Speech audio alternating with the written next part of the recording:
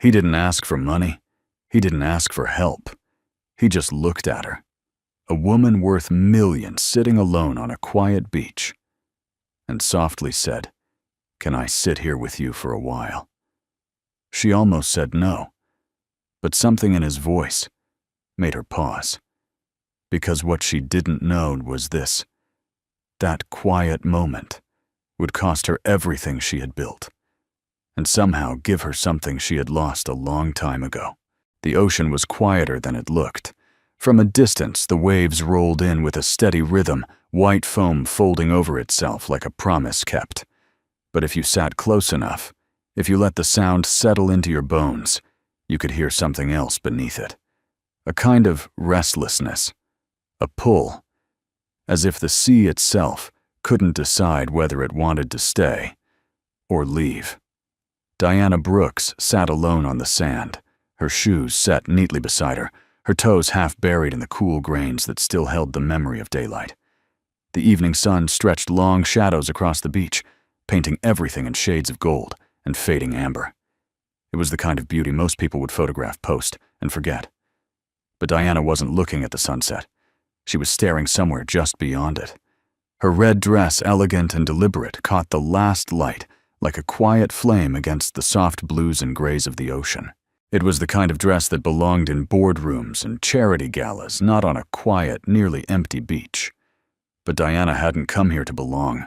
She had come here to disappear. Behind her, far up the shoreline, the faint hum of a distant gathering, lingered voices, laughter, the clinking of glasses carried by the breeze. A private event, her event. Investors, executives, people who spoke in numbers and timelines and outcomes, people who were waiting for her decision. Her phone lay beside her on the blanket, its screen lighting up every few seconds before dimming again. Call after call, message after message, the same names repeating like a pattern she could no longer ignore. Charles, Deborah, unknown numbers she knew too well. She didn't pick it up. Not yet. Diana drew a slow breath, her fingers curling slightly into the fabric beneath her. For a moment she closed her eyes, not to rest, but to steady something inside her that had begun to feel unfamiliar. She had built everything with clarity. That was what people said about her. Clear decisions, clear direction, no hesitation. It was how she had risen so quickly, how she had earned respect in rooms that rarely offered it freely. Diana Brooks didn't waver. She assessed, decided, executed. That was her strength. So why tonight did everything feel uncertain? The wind shifted gently, brushing a strand of hair across her face. She tucked it behind her ear, her gaze drifting down to the sand in front of her. Someone had walked there earlier, footprints pressed unevenly, already softening as the tide crept closer. Gone soon, she thought. Everything here eventually disappeared. A small wave reached farther than the others, dissolving the edge of a footprint, before retreating again, as if reconsidering its own boldness. Diana watched at her chest tightening in a way she didn't quite understand. It wasn't the project itself that troubled her. She had overseen developments before, bigger ones, more complex, far more profitable. Resorts, commercial spaces, expansions that had reshaped entire districts.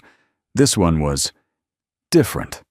Smaller on paper, simpler, and yet something about it refused to settle.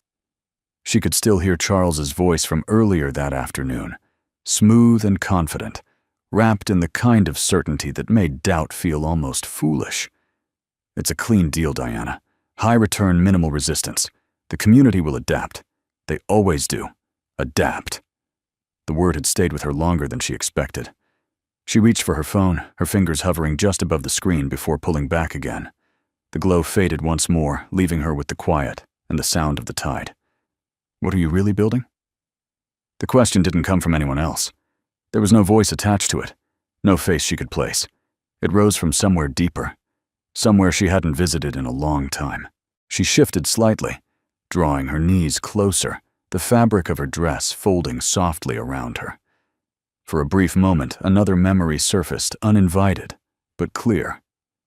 A much younger version of herself standing outside a small house that didn't belong to her anymore. her father's hands rough from years of work, resting heavily on her shoulders. The silence that followed when everything had been taken away. She blinked, the image dissolving as quickly as it had come. That was a long time ago, a different life. She had promised herself she would never return to that place, not physically, not emotionally. And she hadn't. Every step she had taken since then had been forward, calculated, controlled. So why did this decision feel like a step backward? Another wave reached the shore, closer this time, brushing the edge of the blanket before retreating again. Diana exhaled slowly. "You're overthinking this," she murmured under her breath, though the words lacked conviction. Her phone lit up again. This time she picked it up. The screen filled with notifications, lines of text stacking one after another. Urgent, time-sensitive, waiting on you. Her thumb hovered over Charles's name. She could end this in seconds. One call, one confirmation. The contract would move forward. The project would begin. The outcome, financially, strategically, would be exactly what everyone expected. Exactly what she had always delivered. Her thumb pressed lightly against the screen, then stopped. For the first time in a very long while, Diana Brooks hesitated. Not because she didn't know what to do, but because she wasn't sure she wanted to be the person who would do it. The wind grew a little cooler as the sun dipped lower the sky, shifting into deeper shades of blue. The gathering behind her grew louder for a moment, then faded again, as if the world itself were moving on without her. Diana lowered the phone, placing it back beside her. She wrapped her arms loosely around herself, not out of cold, but out of something harder to name. Out here on the edge of everything she had built, the noise of her life felt distant. And in that distance, a quieter truth began to surface, fragile but persistent. Maybe success wasn't the question anymore. Maybe the question was something else entirely. The ocean moved steady and unresolved, and for the first time in years, Diana allowed herself to sit with the possibility that she didn't yet have the answer. The light had softened by the time he approached. Diana didn't notice him at first.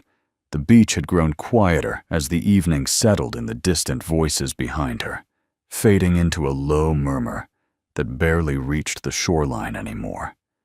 The sky was turning that deep, thoughtful shade between gold and blue when the day isn't quite gone, but you can feel it letting go. She sat exactly where she had been, her posture unchanged, her phone still resting beside her like an unanswered question. It was the sound that reached her first. Not loud, not intrusive, just the soft, steady crunch of footsteps on sand. She turned her head slightly, not enough to invite, just enough to acknowledge. A man stood a few feet away. He wasn't dressed for this place, not in the way most people would expect. His clothes were practical, worn but clean. A faded blue work uniform, sleeves rolled just enough to show hands that had done more than office work.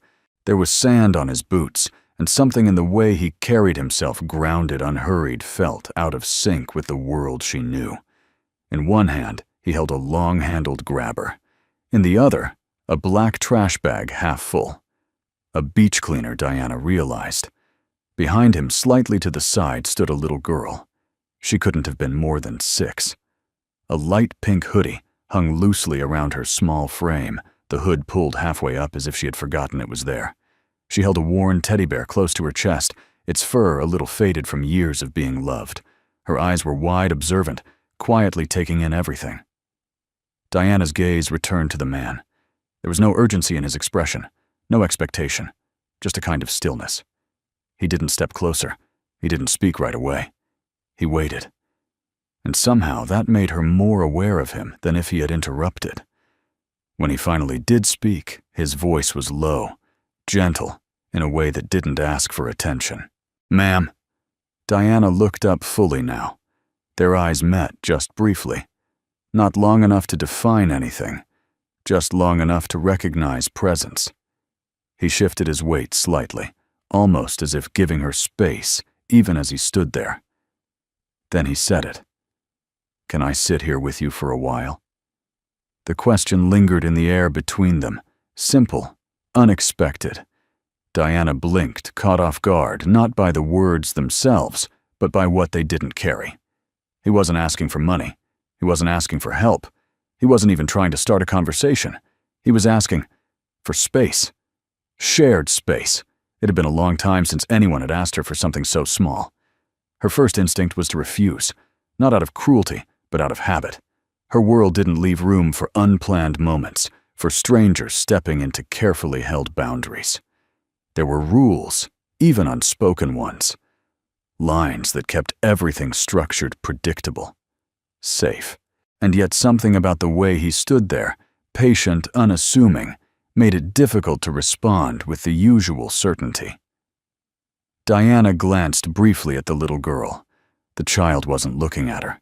She was watching the waves, quietly, as if she had done this before. Diana hesitated. Then, almost without fully deciding to, she gave a small nod. "You can sit." The man didn't smile in relief, didn't thank her in a way that drew attention. He simply inclined his head once. "Thank you." He moved slowly, deliberately lowering himself onto the sand a short distance away, not too close, not too far, just enough to share the same space without intruding on it. The girl followed, settling beside him, her small legs tucked neatly under her. For a moment, none of them spoke. The ocean filled the silence. Diana became aware of the difference immediately. It wasn't uncomfortable, but it wasn't empty either. The man set the grabber down beside him, tying off the top of the trash bag with a practiced motion before placing it just behind him. His movements were efficient but unhurried, like someone who understood time differently. He rested his hands loosely on his knees, looking out at the horizon. Not at Diana. Not at the phone. Just out. Minutes passed. Diana found herself watching the water again, but her awareness had shifted. The silence now held another presence, a quiet weight that wasn't demanding but undeniable. She wasn't alone anymore. And strangely, she didn't mind. Beside the man, the little girl began to move. She placed her teddy bear gently on the sand, patting its head once before leaning forward. Her small hands began shaping the sand in front of her carefully, intentionally. Diana's eyes drifted toward her. "What are you building?" She asked the question, leaving her before she had fully considered it. The girl looked up surprised for a brief second, then smiled a soft, open expression that carried no hesitation. "A house," she said. For who, Diana asked. The girl tilted her head slightly, as if considering something deeper than the question. "For the ocean." Diana paused. "For the ocean," she repeated. The girl nodded, already returning to her work. "Yeah, so it knows where to come back." The words settled in the air, simple and certain. Diana felt something shift inside her, small but noticeable. She watched as the child shaped the sand, pressing it together with careful hands, building walls that wouldn't last, and yet were made with full intention. The man, Daniel, though she didn't know his name yet, glanced briefly at the girl, a faint softness in his expression that spoke more than words could. He didn't interrupt her, didn't correct her. He just let her build. Diana turned her gaze back to the ocean. The waves moved the same way they always had, coming in, pulling back, again and again. But now, for the first time that evening, she noticed something else. Not just the motion, but the rhythm. And in that rhythm, something quietly persistent, something that returned, even after it left. She drew a slow breath, her shoulders easing just slightly. Beside her, the man shifted, picking up the grabber again, not to leave, not yet, but to continue his work in the space around them. He reached out, collecting a small piece of debris, half buried in the sand, dropping it into the bag, without breaking the stillness. No rush, no intrusion, just presence. Diana glanced at him once more. There was something unusual about him, not because of what he was doing, but because of what he wasn't. He wasn't trying to be anything else. Not impressive, not important, just there. And for reasons she couldn't quite explain, that felt rarer than anything else she had encountered that day. The sky darkened another shade. The the first hints of evening settling fully in. Diana leaned back slightly, her hands pressing into the sand behind her, grounding herself in a moment she hadn't planned, hadn't scheduled, hadn't controlled. And yet, for the first time in hours, maybe longer, the noise inside her quieted. Just a little. And she stayed. The tide was coming in. Not all at once, not with urgency, but steadily, quietly, like something that had made its decision long before anyone noticed. Bella worked with careful hands, her small fingers pressing damp sand into shape, smoothing the edges with a patience that didn't belong to someone her age. She leaned forward, her brow slightly furrowed in concentration, as if what she was building mattered more than anything else in the world. And to her, it did. Diana watched her without meaning to. At first it was just a glance, a passing curiosity. But the longer she sat there, the more her attention returned to the small structure taking form just a few feet away. It wasn't elaborate. No towers, no decorative patterns, just walls. Low, uneven, shaped by instinct more than skill. But there was intention in it. Purpose. Bella paused for a moment, sitting back on her heels to examine her work. She tilted her head slightly, then reached out to press one side a little firmer, reinforcing a corner that had begun to soften under its own weight. Diana found herself leaning forward just slightly. "You're making it strong," she said. Bella looked up again, her eyes bright in the fading light. "Yeah," she nodded. "It has to stay." Diana glanced toward the ocean.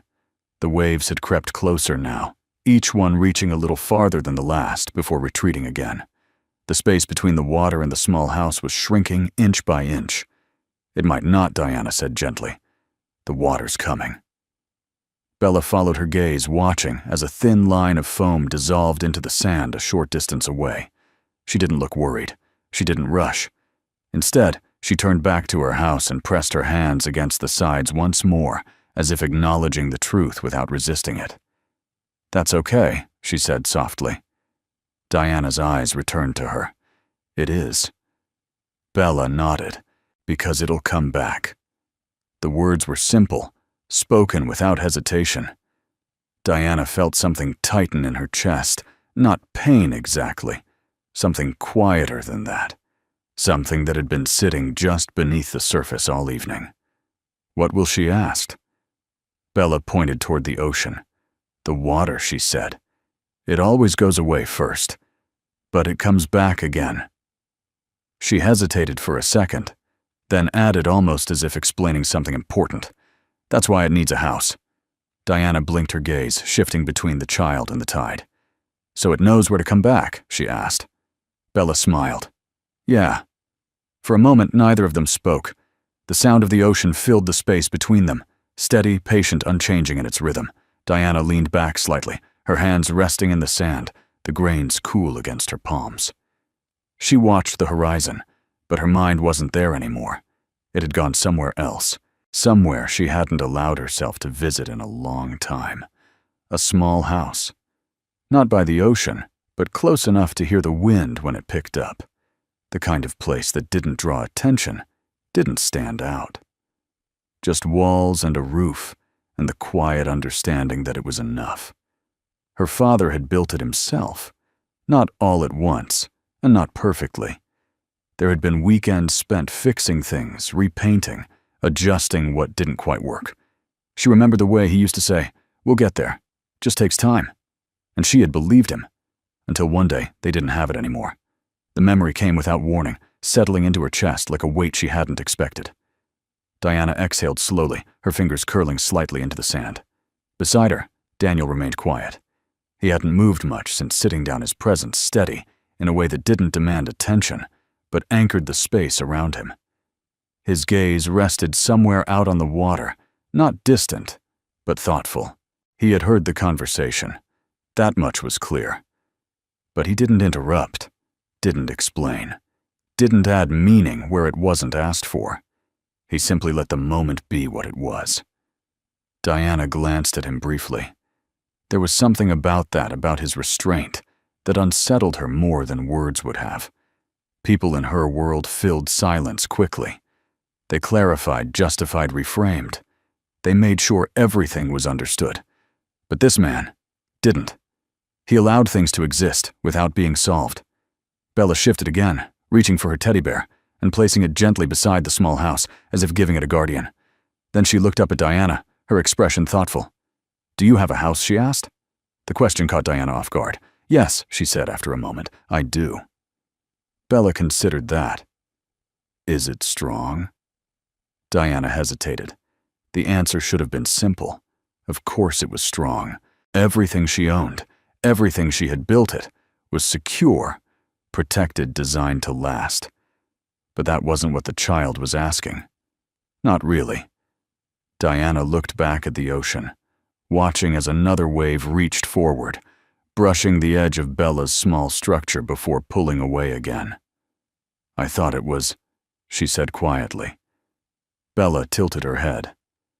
What changed, Diana didn't answer right away. She wasn't sure she could. The truth wasn't something she could explain in a sentence. It wasn't even something she fully understood yet. It had crept in slowly, piece by piece, until it was suddenly everywhere. Uncertainty. Doubt. A question she hadn't needed to ask before. Am I building something that will last, or something that will take everything else with it? She drew in a breath, her voice softer now. I'm not sure anymore. Bella nodded, as if that made perfect sense. That's okay, she said. Diana looked at her. It is. Bella smiled again, small and certain. You can fix it. The simplicity of it struck her. Not dismissive, not naive. Just possible. Diana felt her throat tighten slightly, her gaze dropping to the small house once more. The tide moved closer. Another wave reached forward, this time brushing against one of the walls. The sand shifted slightly, the edge softening under the water's touch. Bella watched it happen. She didn't panic, didn't rush to stop it. She simply leaned forward and began shaping it again, her hand steady, rebuilding what had been taken away. Right there in front of her, as if it were the most natural thing in the world. Diana stared at her, at the quiet determination in such small hands, at the understanding that something could fall apart and still be worth rebuilding. The ocean pulled back again, leaving the house standing imperfect, slightly changed, but still there. Diana swallowed her chest, rising and falling with a breath she hadn't realized she was holding. For the first time that evening, something inside her shifted, not fully, not completely, but enough to be felt. A possibility. Fragile, but real. She leaned back again, her gaze lifting to the horizon. The sun had nearly disappeared now, leaving behind a sky that was deeper, calmer, more honest somehow. And in that quiet space between what had been and what might still be, Diana Brooks began to see something she hadn't allowed herself to consider before. Not just what she might lose, but what she still had the chance to choose. By the next morning, the beach felt far away. Not in distance, in spirit. Diana Brooks stood at the long glass wall of the conference room on the 23rd floor, looking down at a coastline that seemed orderly from up here. The water was a clean blue line. The roads curved with intention. Buildings stood where someone had once decided they should. Everything looked planned, controlled, owned. It was the kind of view people paid to feel powerful inside. But this morning it only made her feel removed. Behind her, the room hummed with the low, polished energy of expensive certainty. A tray of coffee sat untouched near the end of the table. Laptops were open. Folders had been aligned with the neat precision of people who wanted the appearance of discipline as much as the thing itself. Charles Bennett was already talking when Diana took her seat. He had the kind of confidence that rarely needed raising its voice. Mid-50s silver at the temples, tailored navy suit cufflinks, subtle enough to look restrained and expensive enough to announce otherwise. Charles did not push people. He guided them. That was what made him dangerous. He knew how to make pressure feel like reason.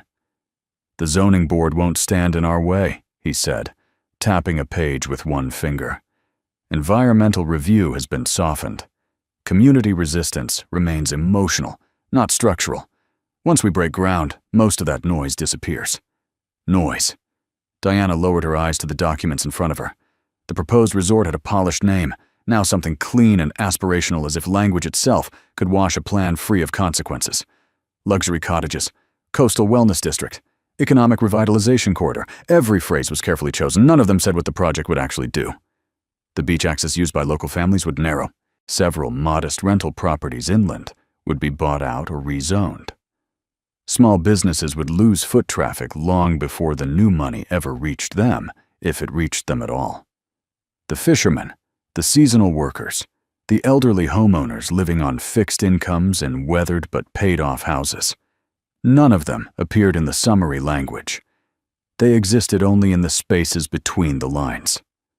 Across the table, Deborah Lane adjusted her glasses and slid a page toward Diana. Deborah was older than Charles by a few years, elegant in a quieter way, her gray hair pinned back in a style that never changed. She had once taught Diana how to walk into a room full of men and leave with the decision already turning in her favor. Deborah believed in order and leverage, in the discipline of never confusing feeling with judgment. She spoke without looking up. "We've reviewed the public risk. If this stalls now, the market reads uncertainty. That creates a different problem." Diana glanced at her. For whom? Deborah finally lifted her eyes. "For everyone attached to you." The sentence landed exactly the way it was meant to. Not loud, precise. Charles leaned back in his chair. "No one's asking you to do anything unethical, Diana. We're asking you to finish what you started." That was the phrase they preferred when they wanted to close off alternatives. Finish what you started. As if momentum were the same thing as morality. Diana kept her expression neutral and turned a page. She had read most of the agreement already, twice the night before, and once again before sunrise. She had seen the broad structure, the projections, the staggered investment layers. But now she slowed down and let her eyes move line by line. Acquisition protections, liability shield language, subsidiary transfer clauses. Her hand stilled. There it was again.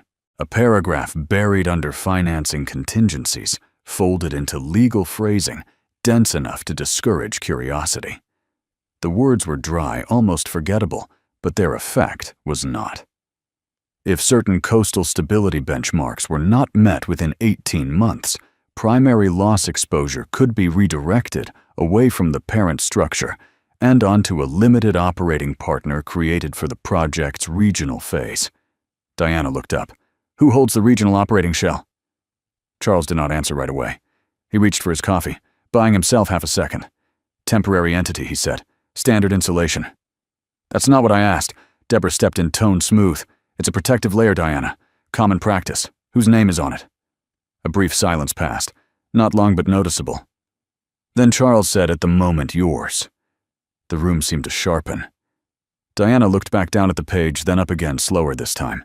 "Mine personally. Through a temporary instrument," Charles said, "until the restructure is finalized." She felt a stillness come over her, then the kind that often appeared just before anger. But this wasn't anger yet. It was clearer than that, colder. "You moved contingent risk under my authority without flagging it." Charles spread one hand, calm as ever. "Because it's procedural. It is not procedural if I'm the one left standing under it." Deborah's voice remained composed. "No one is leaving you under anything. This is how these things are staged." Diana held her gaze. "You should have told me." Deborah did not blink. "You should have expected it." That one hurt more than Diana wanted to show. Not because it was entirely false, but because part of her recognized the accusation. She had expected complexity. She had expected pressure. Somewhere along the way, perhaps she had mistaken familiarity for safety. Charles leaned forward now, folding his hands. "Let's not dramatize a framework issue. The project is sound. The returns are strong. The region benefits whether the locals know it yet or not. Whether the locals know it yet." Diana thought suddenly of Bella's hands shaping wet sand into walls that would not last unless someone cared enough to rebuild them. She thought of Daniel sitting beside her, without asking for anything but a little space. She heard again that small, steady voice. The ocean needs to know where to come back. A strange contrast passed through her this boardroom, with its polished wood and filtered air, and that patch of beach where truth had somehow felt easier to hear. She turned another page, reading faster now, not because she was rushing, but because a pattern had begun to emerge. Escalating construction incentives tied to accelerated clearance, deferred local compensation language with broad discretionary escape valves, media management allocations listed separately from public engagement. Her jaw tightened. This was not a partnership model. It was a funnel. A graceful, expensive funnel designed to move profit upward and consequence downward. And worse than that, it had been arranged in a way that required her signature to make it look principled. Charles saw something change in her face. Diana. She looked up. "We all know what this room is for," he said. "Don't let sentiment cloud your timing." Sentiment. There it was again. The old insult dressed as sophistication. Diana closed the folder. The sound was soft, but in the quiet room it landed like a marker laid down on a road. "This deal isn't ready." Charles smiled, but only with his mouth. "It's ready." "No." Diana said, her voice even. "It's arranged." Deborah sat very still. "Be careful, Diana." Diana turned toward her. "About what about mistaking discomfort for principle?" For a moment no one moved. Beyond the glass, sunlight struck the water in a long silver line. So far below, the coast looked peaceful, untouched, almost innocent. Diana rose from her chair, one hand resting briefly on the back of it. "I want the full history on every prior coastal project tied to Bennett Development Advisory Structures," she said. "Every partner entity, every loss transfer, every litigation settlement, sealed or otherwise. And I want the public displacement estimates rewritten in plain language." Charles let out a small breath through his nose. "That's unnecessary. It's happening." Deborah's expression hardened, though only slightly. "You have a signing window in less than 48 hours. Then I suggest we use the time honestly." Charles stood as well now, not abruptly, but with intention. "You're letting optics unsettle you." Diana met his eyes. "No, I'm finally noticing the architecture." That landed. For the first time that morning, Charles had no polished answer ready. Diana gathered the folder and walked toward the door. Her pulse was steady now, though not calm. Something important had changed in the room, and everyone knew it. She had entered as the decision-maker. She was leaving with a far more dangerous realization. She was not the architect of this deal. She had been positioned inside it.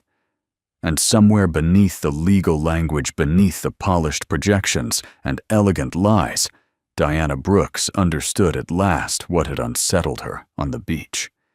She had not been deciding whether to build something. She had been deciding whether to help destroy it. The beach looked different in the morning, not because it had changed, but because everything unnecessary had fallen away. The air was cooler, carrying the faint scent of salt, and something clean, almost like possibility. The tide had retreated, leaving behind a stretch of damp sand that reflected the sky in quiet, broken patches. Seagulls moved slowly along the shoreline, unbothered, as if they had nowhere else they needed to be. Diana stepped out of her car and paused. She hadn't planned to come back. At least that's what she had told herself when she left the conference room the day before. There had been calls to return, messages waiting, documents to review, pressure building in ways she understood all too well. Her world did not pause for uncertainty. And yet, she had driven here anyway. She slipped off her shoes, carrying them in one hand as she stepped onto the sand.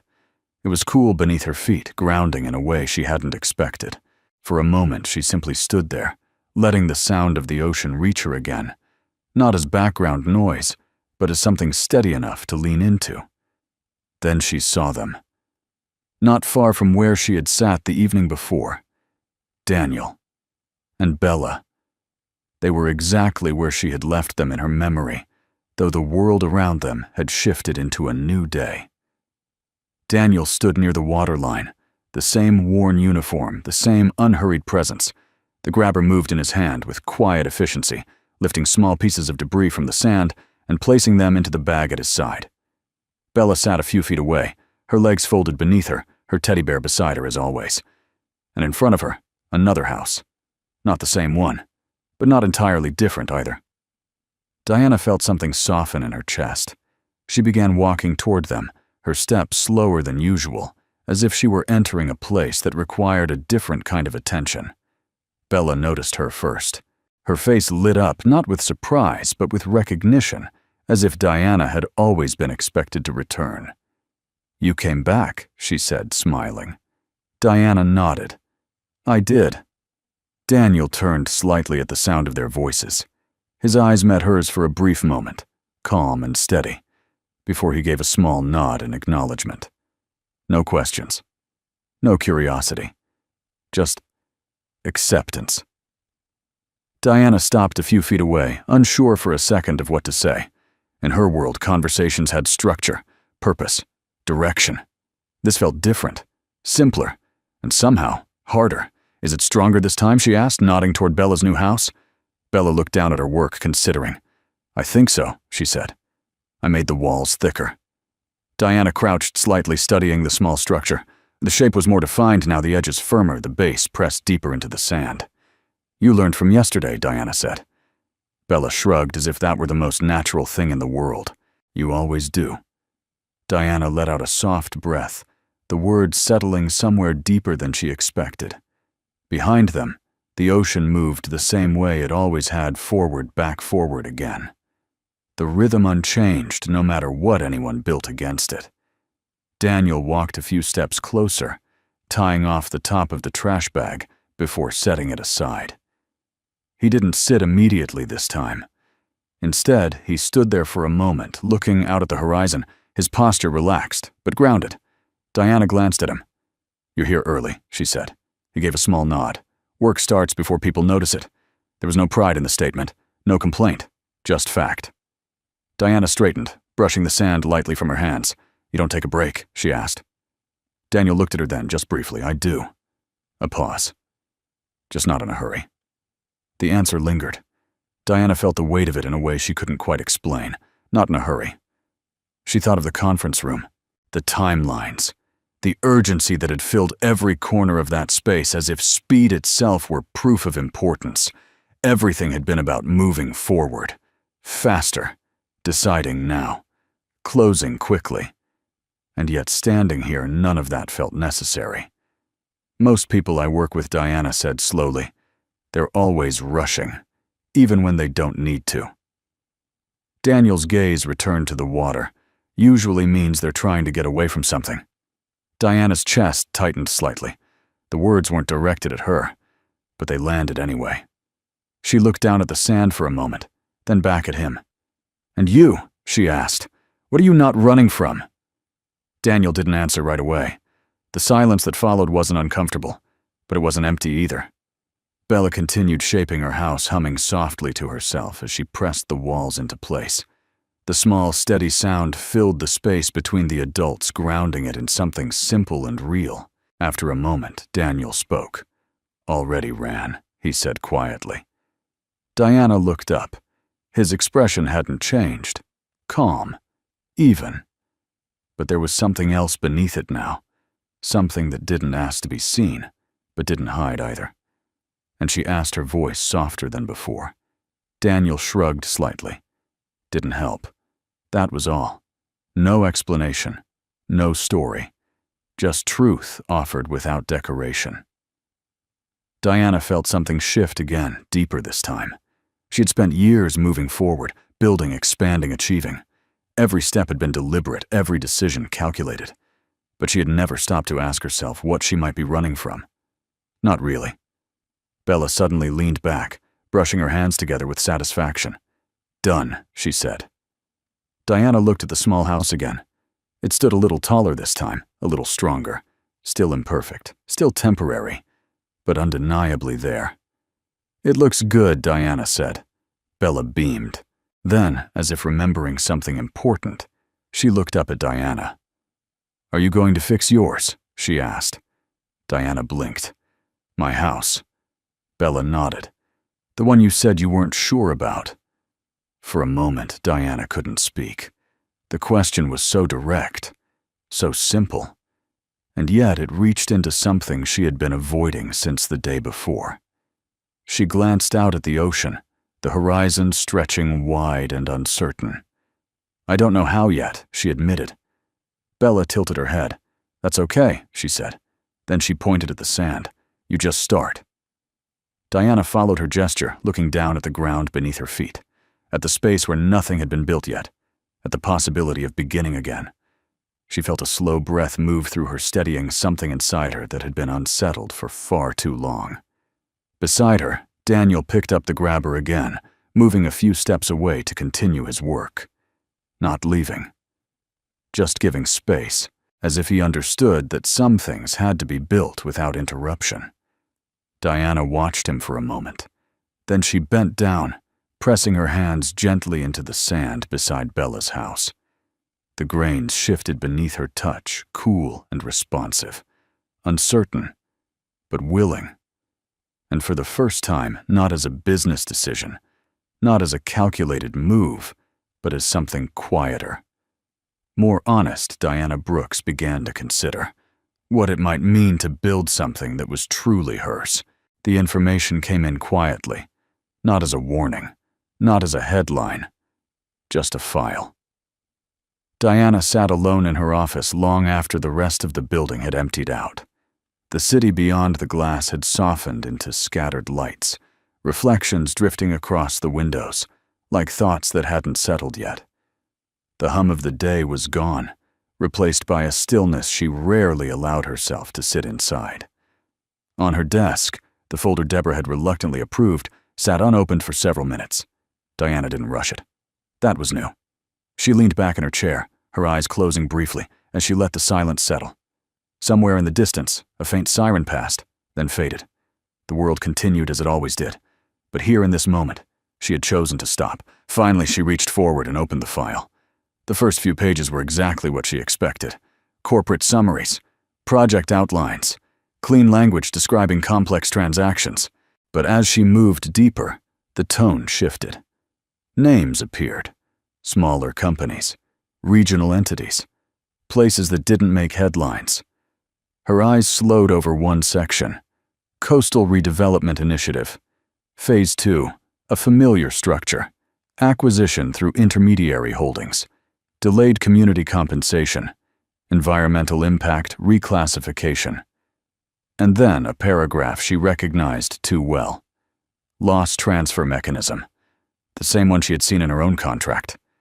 Diana's fingers tightened slightly on the edge of the page. She continued reading. The numbers told a story before the words did. Projected growth, initial investor gains, then 18 months in collapse. Not total, not dramatic, just enough. Enough to shift liability, enough to leave the local partner exposed. The document moved on quickly after that. But Diana didn't.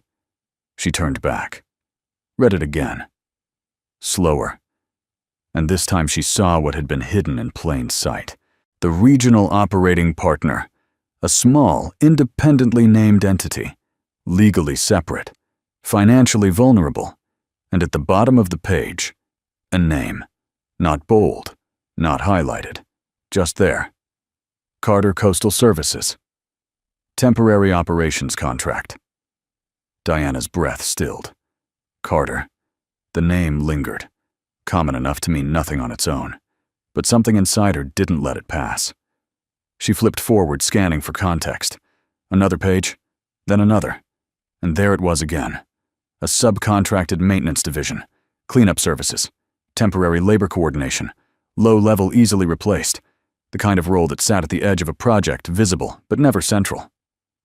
Diana leaned forward, her eyes narrowing slightly. Her mind moved quickly now, connecting pieces that had felt separate just hours ago. The beach, the man. The quiet way he had said didn't help. Her pulse shifted, not faster, clearer. She reached for her laptop, pulling up additional records, cross-referencing names, dates, locations. The more she searched, the more the pattern revealed itself. The same structure, repeated, different coastlines, different communities, but always the same ending. Local partners left carrying losses they never fully understood. Families displaced, small operations dissolved. And somewhere inside that pattern, a threat. Carter. Daniel Carter. Diana sat back slowly, the weight of it settling in. She didn't have proof. Not yet. But she didn't need it to feel the connection. The memory surfaced again, sharper this time. Daniel standing beside the water, his voice steady, almost distant. Already ran. Didn't help. This wasn't coincidence. It couldn't be. Diana closed the file gently, her hands resting on top of it, as if grounding herself in what she had just uncovered. For a moment, she didn't move, didn't think. She simply sat with it, the quiet truth beneath everything. This wasn't just a flawed deal. It was a pattern. And she had been placed directly inside it. The realization didn't come with panic. It came with something else, something heavier. Responsibility. She stood walking slowly toward the window. The city stretched out below her, vast and indifferent. Lights flickered on and off. Cars moved through intersections. Lives continued unaware of decisions being made in rooms like hers. Diana pressed her hand lightly against the glass. Somewhere out there, people would feel the impact of what she chose next. Not investors, not analysts. Real people. People like, she stopped herself. The image was already there. Bella's small hands shaping sand. A house built with care, knowing it might not last, and still choosing to build it. Diana exhaled slowly. She had spent years believing that strength meant control, that power meant making the right move at the right time. But this was different. This wasn't about winning. It was about not becoming part of something she couldn't stand behind. Behind her, the file remained on the desk, open, unavoidable. Diana turned back her gaze, settling on it once more. For the first time, she saw it not as a business document, but as a line. One she hadn't realized she was approaching. One she now understood she could not cross. Her phone buzzed softly against the desk. Charles. Of course, she didn't pick it up. Not this time. Instead, she reached for the file again, pulling out a single page and setting it aside. The name stared back at her. Carter. A quiet thread connecting past and present. A reminder that some damage doesn't stay buried. It settles. Waits. Surfaces when you're finally ready to see it. Diana closed her eyes briefly, then opened them again. Steadier now. She didn't know exactly what she would do yet, but she knew this. The decision in front of her was no longer abstract. It had a face, a voice, a child building something fragile on a shore that could take it away at any moment, and a man who had already lost more than he ever spoke about. Diana picked up her coat, slipping it over her shoulders. The night air would be colder now, sharper. But she welcomed it, because somewhere between the numbers and the silence, she had found something she hadn't expected. Not certainty, but clarity. And for the first time since this deal had begun, that was enough to move forward. Not blindly, not quickly, but honestly, step by step. Back toward the place where everything had started to make sense. Back to the shore, where the truth didn't hide behind language. Where what was built mattered, even if it didn't last. The night before, a decision always feels longer than it is. Diana hadn't slept. Not in the way that rested anything. She had closed her eyes at some point, lay still long enough for the city outside to quiet, then stir again, but her mind had never fully let go. Thoughts moved in slow circles, not chaotic, not frantic, just persistent. Like waves that didn't crash, but never stopped arriving. By morning, the light filtering through her windows felt less like a beginning and more like a continuation of something unfinished. She stood in the kitchen, a cup of coffee untouched in her hand, watching the pale reflection of herself in the glass. Composed, controlled, the same image she had carried into every room for years. But something behind it had shifted, not broken, not undone. Just no longer unquestioned.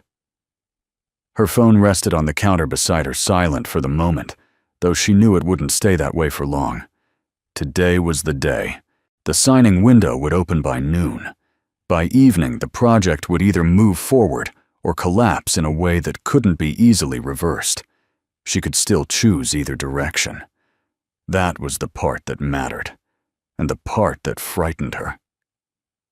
Diana set the cup down and reached for the folder she had brought home the night before. It lay where she had left it, edges-aligned pages, marked in places only she would recognize.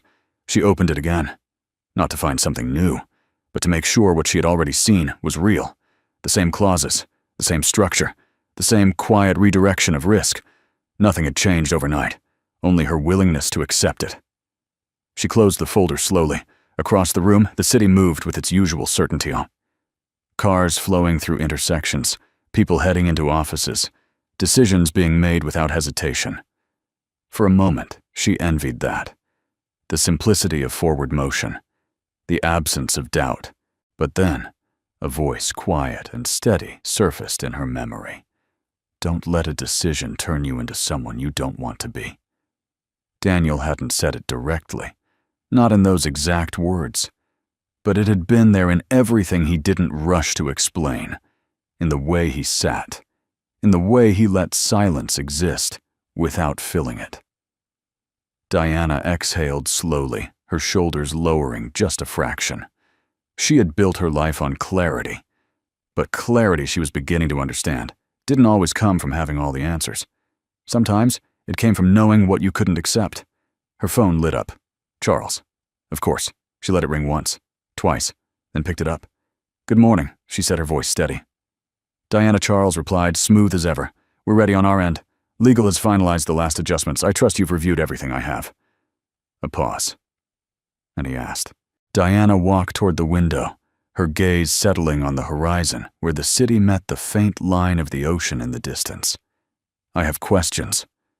Charles let out a soft breath. Not irritation. Not quite. Questions are for earlier stages, he said. We're past that. No, Diana replied calmly. We're exactly at the stage where they matter most.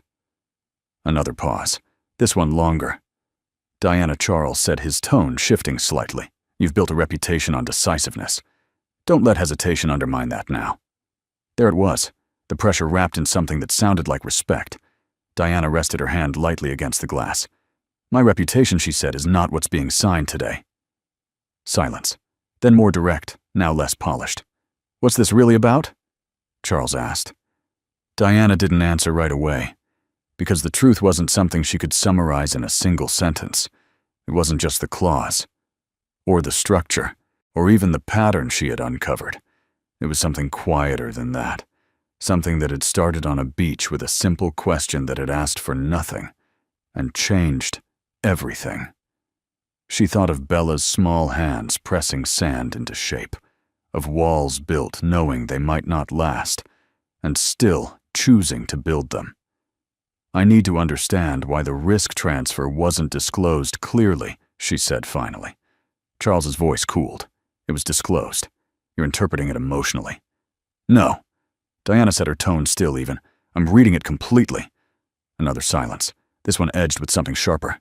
Be careful, Diana. Charles said. There are consequences to stepping outside alignment at this stage. Diana closed her eyes briefly. Consequences.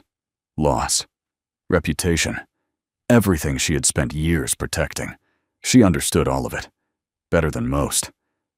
And yet, for the first time, those things didn't feel like the center of the decision. They felt like variables. Important, but not defining. I'll see you at the meeting, she said. Then she ended the call. The quiet that followed was different from the one before. Not heavy. Not uncertain. Just still. Diana stood there for a moment longer, then turned away from the window. She moved through her apartment with a kind of clarity that hadn't been there the night before. Not because the path ahead was easy, but because she had finally stopped trying to make it comfortable. Some choices weren't. She picked up her coat, slipping it on with practiced ease. Her movements were familiar, controlled, but there was something else beneath them now. Intent. Not driven by expectation, not shaped by pressure, but chosen. As she reached the door, her hand paused briefly on the handle. One last thought surfaced. Not of Charles, not of Deborah, not of the boardroom waiting for her, but of the beach, of a man who didn't rush, of a child who believed that even if something fell apart, you could build it again. Diana opened the door, stepped out, and for the first time since this decision had begun, she wasn't afraid of what it might cost, because she finally understood what it would mean if she didn't. The room was already full when Diana arrived, not loud, not chaotic, just expectant. People stood in small, controlled clusters, voices low, expressions measured. Screens glowed along the walls, displaying projections, timelines, carefully designed visuals that told a story of progress, opportunity, inevitability. Everything looked ready. Everything looked decided. Diana stepped inside her heels, quiet against the polished floor. Conversations shifted slightly, not stopping, but adjusting like a current that had noticed a change in direction. Eyes turned. Not all at once, but enough. She felt it. Not pressure. Not exactly. More like attention, waiting to see which version of her had walked into the room. The one they knew, or the one they didn't. Charles stood near the far end of the table, speaking with two members of the legal team. He noticed her almost immediately offering a small, composed smile that didn't quite reach his eyes. "Diana," he said, stepping forward. "Right on time." "Good morning," she replied. Her voice was steady. That was important. Deborah sat already reviewing a document with a quiet intensity that suggested she had no intention of looking up until it mattered. The rest of the room settled gradually as Diana took her seat. Folders were opened, screens adjusted. A sense of structure fell into place as it always did. Charles moved to the head of the table, his posture relaxed, his tone calm. "Let's begin." The presentation unfolded smoothly. Numbers, projections, phased timelines, each piece delivered with precision, each transition seamless. The language was familiar, almost comforting in its clarity. Risk mitigation, strategic alignment, long-term value. Diana listened, not passively, not skeptically, but completely. Every word, every omission, every place where something had been softened just enough to pass unnoticed. She had sat in rooms like this countless times, had been part of decisions just as complex, just as significant. But today, she was hearing something different beneath it all. Not what was being said, but what wasn't. Charles clicked to the next slide. Phase 1 acquisition is secured, he said. Construction can begin within 60 days of final approval. Local transition measures are in place. Transition measures. Diana's fingers rested lightly on the edge of the table. She knew what that meant. Reallocation, displacement, quiet removal of anything that didn't fit the new design. Charles continued, "Investor confidence is strong. Delays at this stage would introduce unnecessary volatility." There it was again. The word they used when they wanted to make hesitation sound irresponsible. Volatility. Diana's gaze moved briefly to Deborah. She hadn't looked up yet. Still reading. Still waiting. Charles reached the final slide.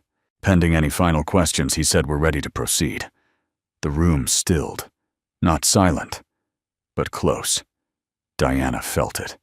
That moment. The one where everything balanced on something small. A word, a gesture, a decision. Charles turned toward her. "Diana." The question wasn't spoken, but it was there. Clear, expected. She could feel every eye in the room, every calculation already moving ahead to the outcome they believed was inevitable. She had always delivered, always moved forward, always chosen the path that made sense. Diana took a slow breath. Her hands remained still, her posture unchanged. But something inside her had shifted entirely. She thought of the ocean, not as a view, but as a rhythm. Coming, going, returning. She thought of Bella, her small voice certain and calm. Tell the truth. Calm. The words settled into her chest like something steady enough to hold on to. Diana lifted her gaze. "I have a question," she said. Charles's smile returned. Polished. Prepared. "Of course." Diana turned a page in her folder. Not because she needed to, but because she wanted the moment to unfold at her pace. "Can you walk me through the loss transfer structure again?" she asked. The room shifted. Subtly, but unmistakably. Charles's expression didn't change, but something behind it tightened. As we've discussed, he said smoothly, "It's a standard protective mechanism." "No," Diana said gently, not interrupting, but stopping the direction, not the summary. She looked at him directly now, the details. A pause. Brief, controlled. Charles adjusted his stance slightly. "The details are in the document," he said. "Nothing unusual." Diana held his gaze. "That's not what I found." The air changed. No one spoke. Deborah finally looked up. Slowly. Carefully. Diana felt it, the shift from expectation to attention. Real attention. She placed the document on the table, sliding it forward just enough for it to be seen. "The regional liability is redirected after 18 months, she said, under specific conditions that are not clearly defined in the executive summary. Charles's voice remained even. "It's conditional." "It's probable," Diana replied. Silence. The kind that doesn't move until something breaks it. Charles stepped closer. "Diana," he said quietly, "this isn't the place to reinterpret structure." Diana's voice didn't rise. It didn't need to. "This is exactly the place." For a moment, nothing happened. No one moved. No one spoke. And then Charles exhaled slowly, the composure still there, but thinner now. "What are you suggesting?" he asked. Diana didn't answer immediately, because this was the moment. Not the decision itself, but the space before it. The last place she could still choose who she was going to be when she spoke next. She thought of everything that had brought her here. The years, the work, the expectations. And then the beach, the quiet, the question that had asked for nothing and changed everything. Diana lifted her head. "I'm suggesting we stop pretending this is balanced," she said. Her voice was calm, clear, unshaken. And in that moment, for the first time in that room, the outcome was no longer certain. The storm had arrived. Not loud, not chaotic, but undeniable. And this time Diana Brooks wasn't stepping around it. She was standing inside it. On purpose. No one spoke at first. The silence that followed Diana's words wasn't empty. It was charged. Not with chaos, not with outrage, but with something far more dangerous in rooms like this. Awareness. Charles stood still at the head of the table, his expression composed but no longer effortless. The calm he carried hadn't disappeared, but it had shifted, becoming something more deliberate, more controlled, measured. Across the table, Deborah's gaze remained fixed on Diana Sharp, now assessing. Not surprised, but recalculating. The others in the room, legal advisors, analysts, partners, exchanged subtle glances, their posture changing in ways only visible if you knew where to look. The room had stopped moving forward, and no one was quite sure how to proceed. Diana didn't rush to fill the silence. That too was new. She let the moment breathe, her hands resting lightly on the table, her posture steady, not defensive, not aggressive, just present. Charles spoke first. "Then let's be clear," he said, his voice, even though the warmth had cooled. "What exactly are you proposing we do?" Diana met his gaze. "I'm proposing we tell the truth." A flicker of something passed through the room, not shock, not disbelief, something quieter, recognition. Charles let out a soft breath, almost a laugh, but not quite. "This is a business negotiation, Diana, not a moral exercise." Diana didn't react to the phrasing. She had heard it before. Different words, same meaning. "Those two things aren't separate," she said calmly. Charles shook his head slightly. "They are when you're responsible for outcomes at this level." Diana leaned forward just a fraction. "And what outcome are we protecting?" she asked. The question didn't land like a challenge. It landed like a mirror. Charles didn't answer immediately, because there wasn't a simple answer that wouldn't expose something. Deborah spoke instead. "We're protecting stability," she said. "Jobs, investment, continuity." Diana turned toward her. At what cost, Deborah's expression didn't change. At the cost required. There it was. The line. Clean, uncompromising, familiar. Diana felt something settle inside her. Not uncertainty, not hesitation. Clarity. She reached for the document in front of her, lifting it just slightly before setting it back down again. This structure, she said, moves risk away from the people making the decision and onto the people who don't even know they're part of it. No one interrupted her. No one could. Local partners, she continued small operators' communities that don't have the resources to absorb a failure like this. She paused, choosing her words carefully. They're not part of the opportunity. They're part of the buffer. The room remained still. Charles's jaw tightened slightly, though his voice remained controlled. That's one interpretation. Diana shook her head gently. No, she said. It's the outcome. A long silence followed. Not because there was nothing to say, but because everything that could be said had already been understood. Charles stepped forward, placing both hands on the table.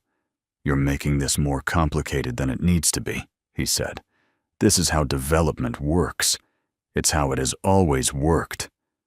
Diana held his gaze. That doesn't make it right. The words didn't echo. They didn't need to. They landed exactly where they were meant to. Deborah leaned back slightly, her eyes narrowing just enough to signal a shift. And what exactly do you think happens if you stop this? She asked. Do you believe the system changes, or do you just remove yourself from it and pretend that means something? Diana didn't answer immediately. Because the question mattered. Not strategically. Personally. She thought of the beach, of Bella rebuilding something she knew might not last. Not because it would fix the ocean, but because it mattered that she tried. Diana exhaled slowly. I don't think I changed the system, she said. Her voice was quiet, but steady. I think I decide whether I'm part of this version of it. Deborah's gaze held hers. And if that costs you everything, there it was. The real question, not about the deal, not about the structure, about loss, reputation, position, control. Everything Diana had spent years building. For a moment, the room faded. Not physically, but in importance, because the answer didn't belong to them. It belonged to her. She thought of her father, of a house that hadn't lasted, of a promise that effort would be enough. It hadn't been. But that didn't mean it hadn't mattered. She thought of Daniel, of a man who had already lost everything and still chose to sit quietly beside a stranger without asking for anything in return. She thought of Bella, of small hands rebuilding something the tide would take again, and still choosing to build it. Diana lifted her head. Yes, she said. The word was simple, but it carried everything. Deborah didn't respond. She didn't need to. The answer had already changed the shape of the room. Charles straightened his expression, no longer attempting to soften anything. Then we have a problem, he said. Diana nodded slightly. Yes, she agreed. We do. Another pause. Then Charles asked the question that had been waiting beneath everything else. Are you signing? Diana looked at the document in front of her, at the lines, the clauses, the carefully structured language that had almost convinced her this was just another decision. Then she looked up. No, she said. The words settled into the room like something final, not dramatic, not loud, just done. No one moved, no one spoke, because there was nothing left to negotiate. Diana reached forward, closing the folder gently. The sound was soft, but it carried. I'm not signing this agreement, she continued, and I'm not allowing it to move forward under my authority. Charles's voice was quiet now, controlled in a different way. You understand what that means. Diana met his gaze. I do. Stock impact, investor response, board pressure, reputation damage, all of it. Every consequence already moving toward her. And yet, for the first time, it didn't feel like something to avoid. It felt like something she was choosing. Deborah stood slowly gathering her papers with precise movements. Then, this becomes public, she said. Diana nodded. It should. A final silence. Not uncertain this time, not unresolved, just complete. Diana rose from her chair, her movements calm, unhurried. No rush, no need to escape the moment. She had already stepped through it. As she walked toward the door, she didn't look back. Not at Charles. Not at Deborah. Not at the room that had once defined so much of her life. because she understood something now that she hadn't before. Power wasn't in controlling the outcome. It was in choosing who you were when the outcome was no longer in your favor. The door opened, light from the hallway spilling in softly. And as Diana Brooks stepped out of the room, she didn't feel smaller. She didn't feel uncertain. She felt lighter. Not because the consequences were gone, but because for the first time in a long time, she was no longer carrying something that didn't belong to her. The truth had been spoken, quietly, clearly, and that was enough. The beach was quieter than she remembered. Or maybe she was. Diana stepped out of her car just as the late afternoon light began to soften the sky, stretching into that familiar blend of gold and blue she had come to recognize, not as an ending, but as a kind of transition. The wind carried the same scent of salt. The same steady rhythm of waves moved in and out, unchanged, indifferent to what had happened in glass rooms far away from here. And yet everything felt different. Not the place. Her. She slipped off her shoes again, letting the sand meet her feet. It was warmer this time, holding on to the day just a little longer. For a moment she simply stood there, breathing, not thinking ahead, not replaying what had already happened. Just here. The aftermath had been exactly what she expected. Calls, messages, headlines that tried to shape the story before it had even settled. Investors divided, opinions forming. Some calling her reckless, others calling her principled. Most waiting to see what would happen next. Diana hadn't answered all of it. Not because she didn't care, but because for the first time, she understood that not every answer needed to be immediate.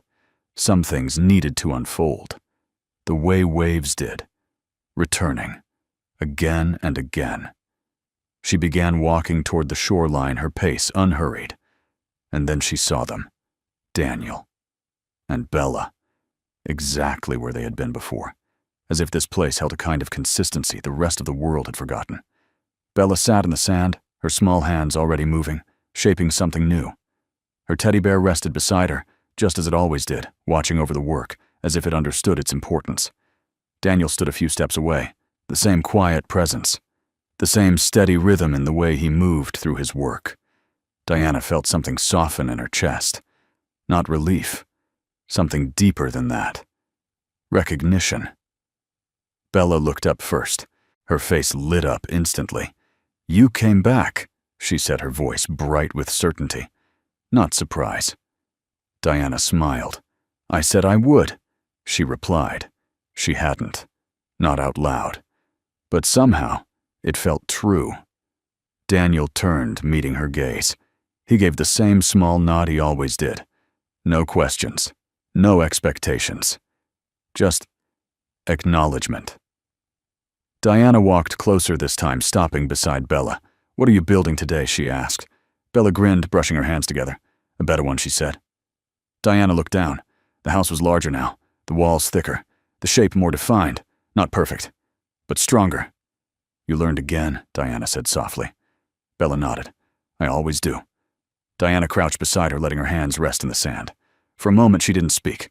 She just watched. Watched the way Bella shaped each side with care. Watched the way she paused, adjusted, rebuilt small sections without frustration, as if the possibility of it not lasting didn't make it less meaningful. It made it worth doing. Daniel stepped a little closer, the trash bag tied off once more. "You look different," he said. Diana glanced up at him. "Do I?" He nodded slightly. "Lighter." The words settled gently between them. Diana considered it, then nodded. "I think I am." Daniel didn't ask why. He didn't need to. Instead, he looked out at the ocean for a moment, then back at Bella. "Looks stronger," he said, nodding toward the house. Bella beamed. "It is." Diana reached forward, pressing her fingers lightly into the sand beside the structure. "Can I help?" she asked. Bella's eyes widened slightly. Then she nodded eagerly. "Yeah." She shifted to make space, guiding Diana's hand without hesitation. "Here," she said. "This part needs to be thicker." Diana followed her lead, pressing the sand, carefully shaping it the way Bella showed her. The grain shifted beneath her touch, soft, uncertain, but responsive. For a moment, she felt something she hadn't in a long time. Not control, not strategy, just connection. To the moment, to the act of building something, even if it might not last. Beside them, Daniel lowered himself onto the sand, not to instruct, not to direct, just to be there. The three of them worked quietly. No urgency, no pressure. Just hands, shaping something small against something vast. The ocean moved closer, as it always did. A wave reached forward, brushing the edge of the structure. Bella paused, watching. Diana felt her chest tighten slightly. Instinct, the old reflex.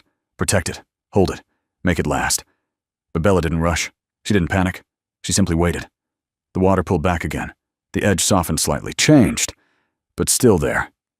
Bella leaned forward, pressing the sand again, reinforcing what had shifted. "It's okay," she said. Diana looked at her. "It is." Bella nodded. "It just needs a little help." Diana smiled faintly. She understood that now, more than she had before. Not everything that changes is lost. Some things just need to be rebuilt. Daniel glanced at her briefly. "You stayed," he said. It wasn't a question. Diana nodded. "I did." Another pause. Then after a moment, "I didn't sign," she added. The words felt simple, but they carried everything. Daniel didn't react immediately. He just looked at her, not surprised, not impressed, just understanding. Then he gave a small nod. "Good," he said. That was all. No praise, no explanation, just acknowledgement. And somehow, that meant more than anything else. The sun dipped lower, the light softening into something warm and steady. The house stood between them now. Not perfect, not permanent, but real. Diana leaned back slightly, her hands resting in the sand. She looked at it, then at Bella, then at Daniel, and for the first time she didn't feel like she was standing between two worlds. She felt like she was finally part of one, a quieter one, a slower one where things weren't built to impress, but to matter. Bella looked up at her, her expression thoughtful. "This one will last longer," she said. Diana smiled gently. "I think so too." She glanced at the ocean. The waves continued their rhythm, unchanged, unstoppable, but no longer something to fear, because now she understood. It wasn't about stopping the tide. It was about choosing what you built, even knowing it might be tested. Diana looked back at the small house, then softly, as if speaking not just to Bella, not just to Daniel, but to herself. Next time, she said, "We'll make it even stronger." Bella nodded, completely certain. "Yeah," she said, "together." The words settled into the space between them.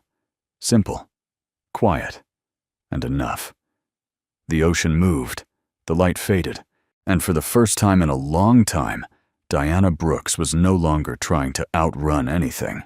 She was exactly where she needed to be, building something that mattered, even if it began with nothing more than a place to sit, and someone willing to stay. Some stories don't begin with a life-changing event. They don't need a crisis, a loss, or a moment that turns everything upside down. Sometimes, they begin with something much smaller. A quiet question. Can I sit here with you for a while? In a world where everyone is rushing to succeed, rushing to prove something, rushing to become someone, the simple act of stoppings, of sitting down, of being present with another person has become rare, and yet it is often the rarest things that hold the greatest power. Diana Brooks didn't change because of pressure.